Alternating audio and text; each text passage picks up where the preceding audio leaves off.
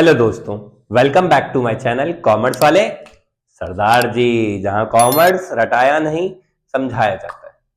तो दोस्तों, हमने पिछले वीडियो में पढ़े थे पार्टनरशिप के फंडामेंटल्स। अब हम इस वीडियो में पढ़ने वाले हैं रिकॉन्स्टिट्यूशन ऑफ फर्म, यानी कि रिकॉन्स्टिट्यूशन ऑफ पार्टनरशिप फर्म क्या होता है।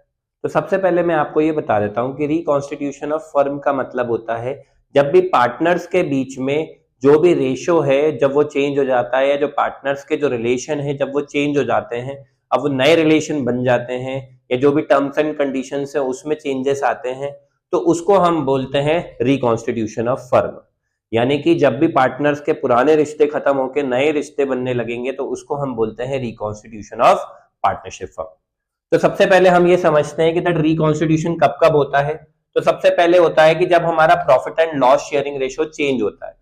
Profit and loss sharing ratio के चेंज होने का मतलब होता है, प्रॉफिट एंड लॉस के लॉस रेशो के चेंज होने का मतलब होता है कि सपोज दो पार्टनर थे ए और बी, वो 1:1 के हिसाब से प्रॉफिट एंड लॉस शेयर करते थे।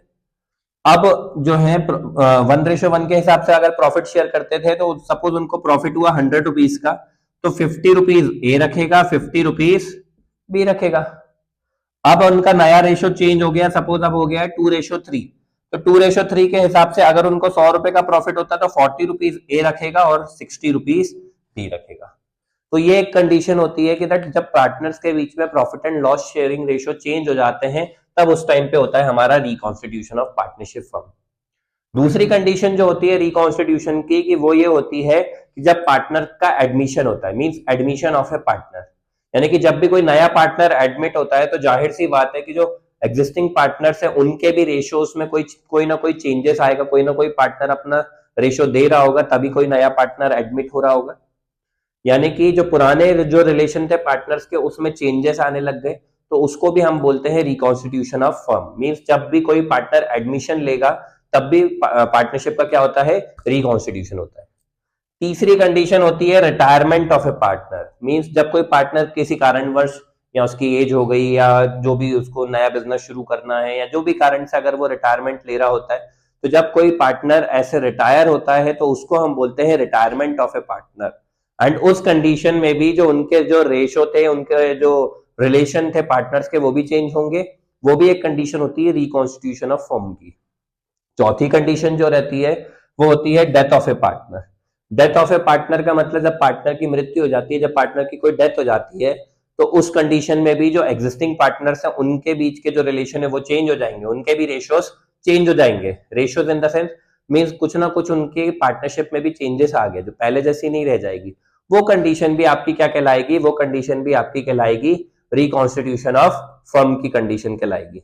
इसके बाद last but not the least, amalgamation of firm. Amalgamation of firm का मतलब होता है कि दैट अमेलगमेशन ऑफ फर्म का मतलब जब दो पार्टनर्स दो फर्म या दो से ज्यादा फर्म मिलकर एक नई फर्म बन जाती है, तो उस कंडीशन को हम बोलते हैं अमेलगमेशन ऑफ फर्म।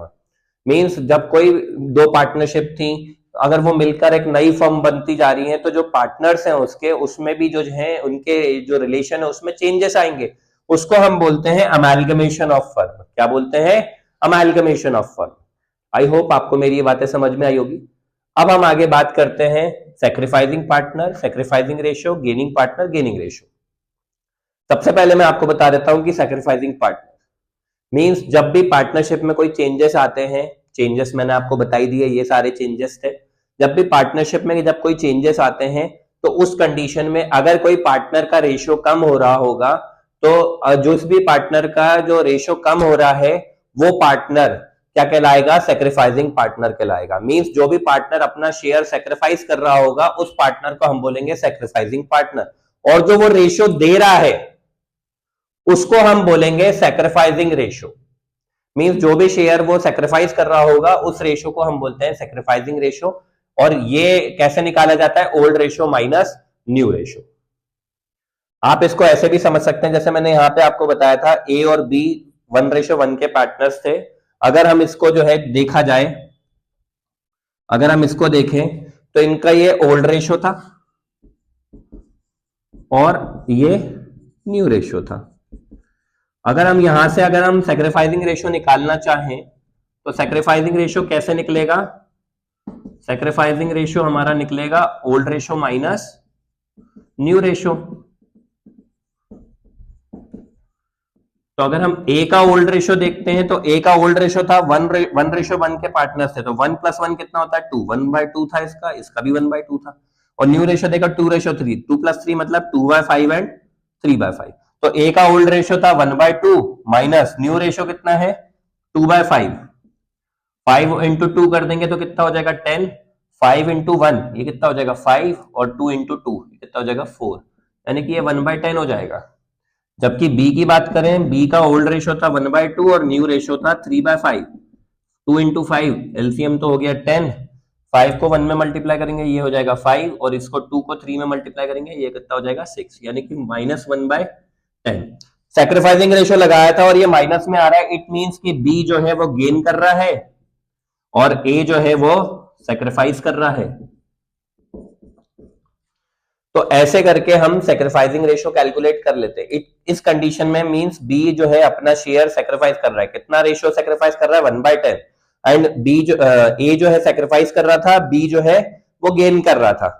बी का गेनिंग आया क्योंकि हमने सैक्रिफाइसिंग रेशियो लगाया और ये माइनस में आ रहा है, तो इट मींस कि ये गेन कर रहा है। अब आती है बात किसकी, gaining partner and gaining ratio की। गेनिंग पार्टनर कौन होता है, गेनिंग पार्टनर वो जिसका रेशियो बढ़ रहा है, जिसका शेयर बढ़ रहा है उसको हम बोलेंगे गेनिंग पार्टनर, एंड जो भी रेशियो उसका बढ़ा उसको हम बोलते हैं गेनिंग रेशियो। गेनिंग रेशियो हम कैसे निकालते हैं, new ratio minus old ratio करके हमें क्या मिल जाता है, गेनिंग रेशियो मिल जाता है। मींस जब न्यू रेशियो में से ओल्ड रेशियो को माइनस कर दिया जाएगा तो हमें गेनिंग रेशियो मिल जाएगा। यहां से हम इसको भी कैलकुलेट करके देख लेते हैं। गेनिंग रेशियो अगर हम ए का देखें तो ए का न्यू रेशियो था 2/5 और ओल्ड रेशियो था 1/2। 5 इंटू 2 एलसीएम हो गया 10, 2 2 ये कितना होता है 4, 5 इंटू 1 5, यानी कि -1/10। अब हमने गेनिंग रेशियो लगाया और ये माइनस में आ रहा है, इट मींस कि ए तो सैक्रिफाइस कर रहा है। एंड बी का देख लेते हैं, बी का है 3/5 -1/2, 2 इंटू 5 10, 2 3 6 -5, 5 इंटू 1 5, तो ये 1/10। ये क्या कर रहा है, गेन कर रहा है। तो पहले भी कंडीशन वही थी, फॉर्मूला कोई सा भी लगाएंगे आंसर आपको पता लग जाएगा, चाहे वो सैक्रिफाइसिंग रेशियो हो चाहे वो गेनिंग रेशियो हो। बट द थिंग इज कि दैट अगर सैक्रिफाइसिंग रेशियो में आंसर माइनस में तो वो गेन करता है, अगर गेनिंग रेशियो में आंसर माइनस में है तो वो सैक्रिफाइस करता है।